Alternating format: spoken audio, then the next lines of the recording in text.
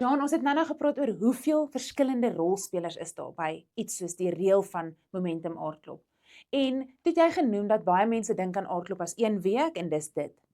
Maar wat is jou belewenis of wat is jou opinie oor hoe dit regtig 'n jaar neem om so fees te reël? Dit beteken uit die aard van die saak dat daar met diensverskaffers, kontrakteurs, rolspelers vir 'n jaar lank gekommunikeer word. Dit beteken dat Potchefstroom blootgestel word en in die gesig is van klomp rolspelers nasionaal, van kunstenaars tot die mense wat die tente bring. Wat dink jy beteken daai vir die ekonomie en die eintlik maar die beeld van Potchefstroom? Ek dink ons moet altyd dink aan die tasbare en ontasbare waarde. As jy kyk na die ontasbare waarde, die kunste is en bly 'n nasionale bate. Die feit dat ons plekke het en platforms het waar mense en gemeenskappe hulle self kan uitleef, is so goed vir ons eie gemeenskappe, maar ook vir daai bietjie geheue van die samelewing wat ons nodig het, vir daai gewete van die samelewing en dan vir die spieël, maar ook daai bietjie verbeelding, want ons almal wil ook darm 'n plek hê waar jy jouself kan uitleef.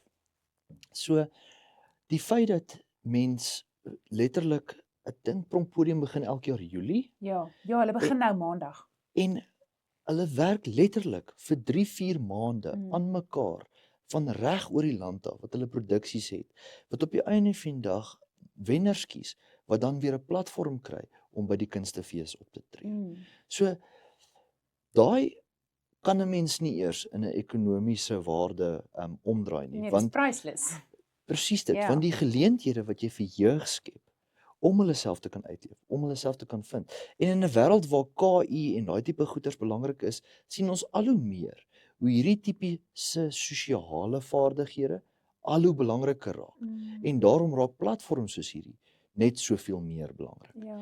Maar die ander kant is ook, soos jy genoem het, net die feit dat ons soveel mense het van die dorp, diensverskaffers, op die einde van die dag, die hoeveelheid studente wat ons kry uit iets soos aardklop uit. Ja.